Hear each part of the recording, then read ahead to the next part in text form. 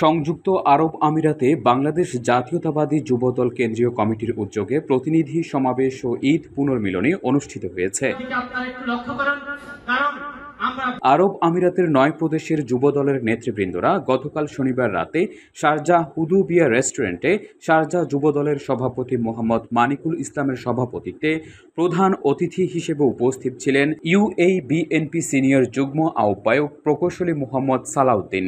অনুষ্ঠানে প্রধান অতিথি বক্তব্যে বলেন, আজকে বাংলাদেশে ষড়যন্ত্র চলছে বিএনপিকে নিয়ে। সব জায়গায় রাজনীতিতে অপশক্তি অপষড়যন্ত্র থাকবে, কিন্তু সব কথার শেষ কথা হচ্ছে আপনারা যদি ঐক্যবদ্ধ থাকতে পারেন তাহলে কোনো অপশক্তি কোনো ষড়যন্ত্র পরাস্ত করতে পারবে না। এটি কিন্তু প্রমাণ করেছি আমরা বাংলাদেশিরা। শক্তি ও অপশক্তি আমাদেরকে দাবিয়ে রাখতে পারেনি, পারবে না। এক সাংগঠনিকভাবে সংযুক্ত আরব আমিরাতে অত্যন্ত সুপ্রতিষ্ঠিত যেন প্রত্যেকটা স্টেটের আপনারা নেতৃবৃন্দ আজকে এখানে উপস্থিত হয়েছেন।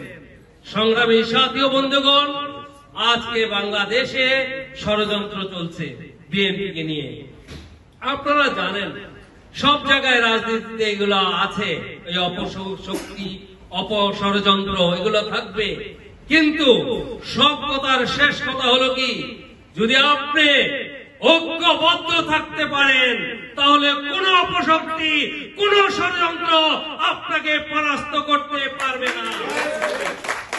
সংগ্রামী সাথী ও বন্ধুগণ, এটা কিন্তু আমরা প্রমাণ করেছি। আমরা বাংলাদেশিরা বারবার প্রমাণ করেছি যে আমরা ঐক্যবদ্ধ থাকলে কোন শক্তি কোন অপশক্তি আমাদেরকে দাবিয়ে রাখতে পারেনি, পারবেও না।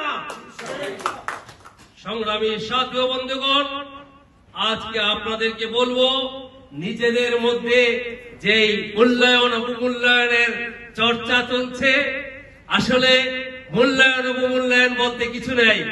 আজকে যারা আপনারা এসছেন সবাই এই ডাকে সমবেত হয়েছেন, এখানে কি কারো অবমূল্যায়ন হয়েছে? বলেন তো, হয়েছে কিনা বলেন? হয়নি। কিন্তু অনেক সময় সীমাবদ্ধতা থাকে, আপনারা হয়তো উপলব্ধি করেন না, কেননা বিভিন্ন কারণে, বিভিন্ন যানজট বা বিভিন্ন অবস্থার কারণে আপনার হয়তো মিটিং আসতে দেরি হয়েছে, বিলম্ব হয়েছে।